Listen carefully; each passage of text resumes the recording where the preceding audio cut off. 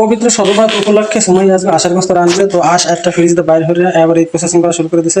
এদিকে হে চাউল পাড়ায় বাইরে ভিজাইয়া বাইরে হ্যাঁ মনে করেন শীতের পিঠা বানাইছে, অনেক আগে থেকে বানানো শুরু করছে, অনেক পিঠা বানাইছে। তো এই যে দেখেন পিঠাগুলো বানাইতেছে, এই যে গোলাটা একবারে দস্তার কড়াইতে দিয়ে তারপর মনে করেন যে সুন্দর করে পিঠাগুলো বানাইতেছে।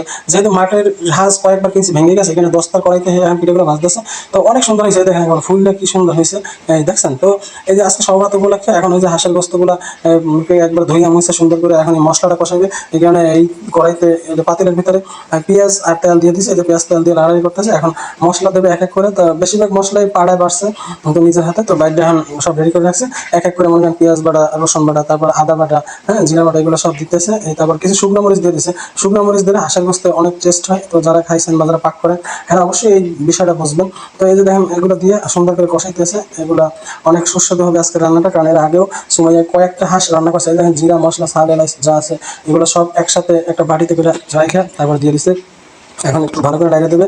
এদিকে মনে করেন এই যে মরিচগুলো একটা পিস আলাদা করে তারপর দিয়ে দিলে, গুঁড়া মরিচ, তারপরে যে হলুদ আর লবণ একসাথে দিয়ে দিছে। এগুলো দেওয়ার পরে এটা অনেক সুন্দর করে মানে একবারে মনের মতো একবারে আস্তে আস্তে জাল দিয়ে লাইনা লাইনা এটা কষাইতে হবে।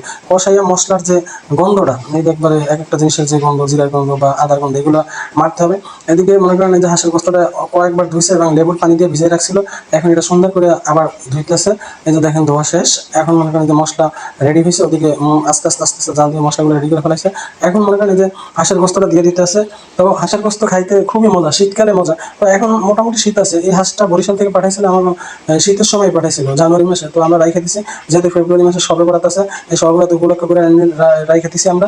তো সবে বরাত এটা রান্না করবো দেখে এই যে দেখেন সুন্দর করে মিক্স করে এখন এটা কষাইতে আছে একবারে কড়া জাল দিয়ে এটা কষাই খেলে কালারটা কত সুন্দর আসছে। তো দেখার মতো, দেখলেই খাইতে মনে হয় অনেক সুন্দর হবে রান্নাটা আজকে আশা করা যায়। তো এই যে কষানো শেষ, এখন পানি দিয়ে দিছে।